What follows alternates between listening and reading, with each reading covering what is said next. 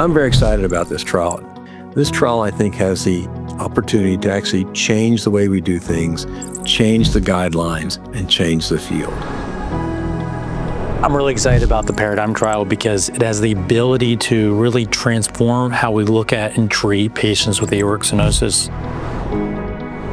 Really clever design, really important data will come out of this, proving where this product will have its role and its benefits. And we are really excited to get this trial started. And I think this will be very rewarding for physicians, patients, as well as our investors.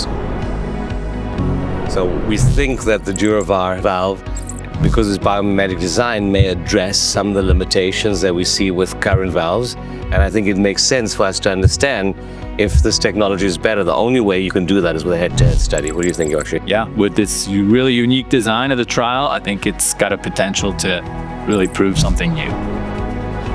Yes, I mean, it's exciting that there finally comes some new leaflet technology into the TAVR space. It's really mimicking the native aortic valve architecture or design. So this is really something what we're looking for. And one of the contemporary hot topics is hemodynamic valve performance. And we're all familiar with balloon expandable valves, maybe less performant in terms of hemodynamics as compared to self-expanding valves.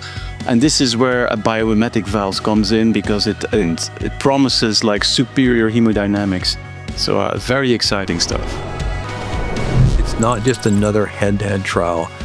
We're going to look at flow patterns. Do we have the appropriate laminar flow that you'd expect from a native aortic valve, or more chaotic flow, which we've sometimes seen for prosthetic valves?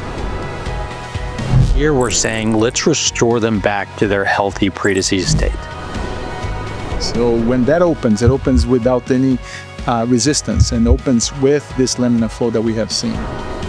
The Paradigm trial has the potential to redefine how we measure success after TAVR.